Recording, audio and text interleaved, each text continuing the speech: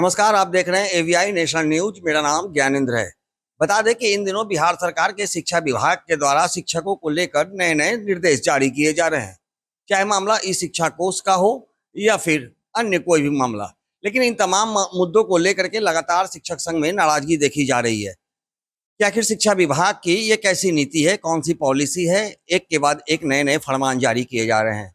चलिए इन तमाम मुद्दों को लेकर के भी हमारे साथ बात करने के लिए प्राथमिक शिक्षक संघ के महासचिव मनोज जी हैं, इनसे हम बात करते हैं। सर, लगातार एक के बाद एक फरमान, सर आखिर शिक्षकों को क्या समझा जा रहा है इस राज्य में? शिक्षा विभाग के द्वारा एक के बाद एक आदेश जारी किए जा रहे हैं। कभी सम्राट चौधरी कहते हैं कि शिक्षकों की बहाली तो होगी लेकिन उन्हें पढ़ाना पड़ेगा। तो क्या शिक्षक अब तक नहीं पढ़ा रहे थे?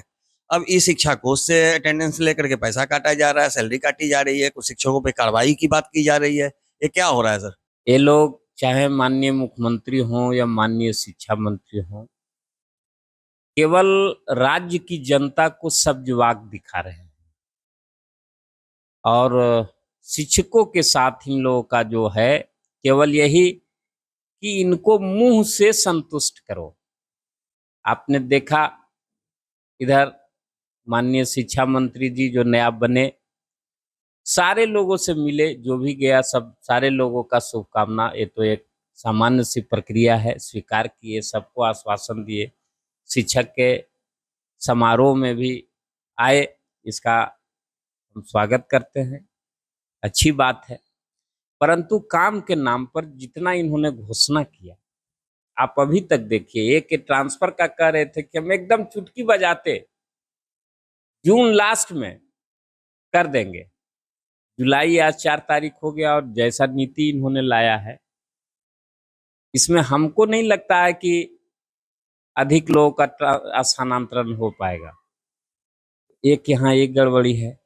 दूसरा चीज अभी सबसे बड़ी बात है कि इनके जो पदाधिकारी हैं शिक्षा विभाग के, वे सभी बेलगाम हो चुके, राशि उगाही के लिए ऐसा कर रहे हैं। मैं आपके चैनल के माध्यम से राज्य की जनता को और जो भी राजनेता हैं और जो उच्च पदाधिकारी हैं उनको मैं बता देना चाहता हूं कि केवल ये जो चोर अफसर है, ये चंदा के लिए इस तरह का जो है काम कर रहा है, पैसा वसूली के लिए। सरकार अविलंब ई शिक्षा कोष, वो मोबाइल भी हमारा, नेटवर्क भी हमारा और वेतन भी कटे हमारा। काम आपका कौन वो बनाया है ऐप को, उस पर सरकार कार्रवाई करे। और किसी विभाग में कहाँ ई शिक्षा कोष ऐप से होता है भुगतान या हाजिरी बनती है। आप जिस प्रकार से अन्य विभागों में सामान्य प्रशासन विभाग का पत्र है कि बायोमेट्रिक उपस्थिति होना चाहिए, तो लोगों ने लगाया मशीन। आप सारा चीज शिक्षकों पर लगाइए, लेकिन ये कहना बंद होना चाहिए कि हमारे शिक्षक आते नहीं और पढ़ाते नहीं। ये कहने वाले वही लोग कह सकते हैं आज के डेट में जो खुद पढ़े लिखे नहीं हैं। जब आपका ऐप से उपस्थिति बन रहा है तो शिक्षक आते कैसे नहीं है और पढ़ाते कैसे नहीं है? जब पढ़ाते नहीं है तो बच्चा पढ़ कैसे रहा है?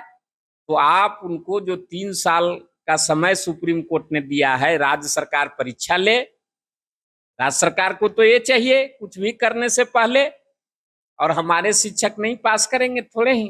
हालांकि हम लोग संगठन का स्पष्ट व्यू है कि हम परीक्षा के विरोध में हैं। जो जिस कंडीशन के आधार पर आपने हमें सेवा में लाया था, उस समय की जो योग्यता और अर्हता थी, हम उसको फुलफिल करते थे।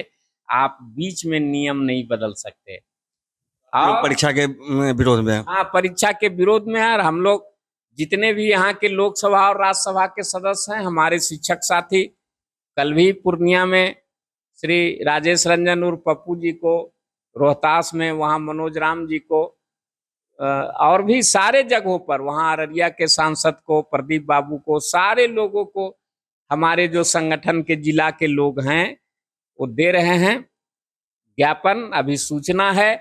और इस मानसून सत्र के दौरान हम लोग पूरे राज्य के जितने भी लोकसभा और राज्यसभा सदस्य हैं, उनके दिल्ली स्थित आवास पर, उनके ही क्षेत्र के शिक्षकों के द्वारा, उनके ही शिक्षकों के द्वारा घेरा डालो डेरा डालो कार्यक्रम चलाएंगे।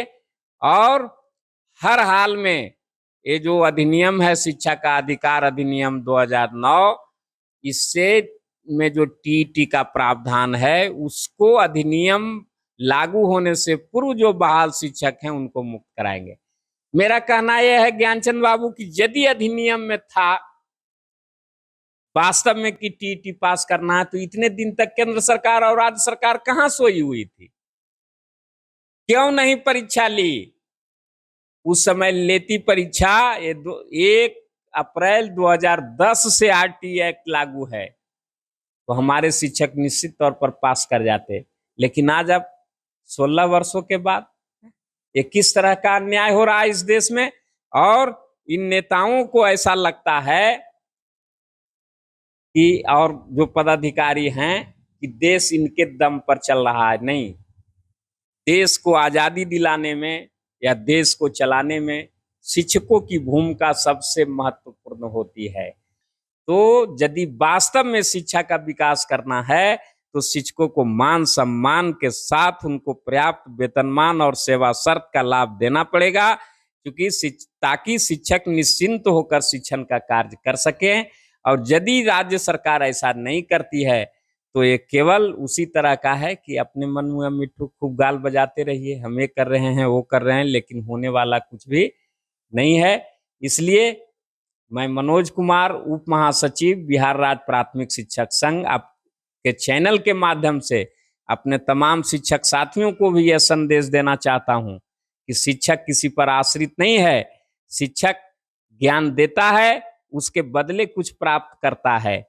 आप संघर्ष के लिए तैयार हों, और जितना भी ये लोग कर रहे हैं सबका हम लोग निदान निकालेंगे।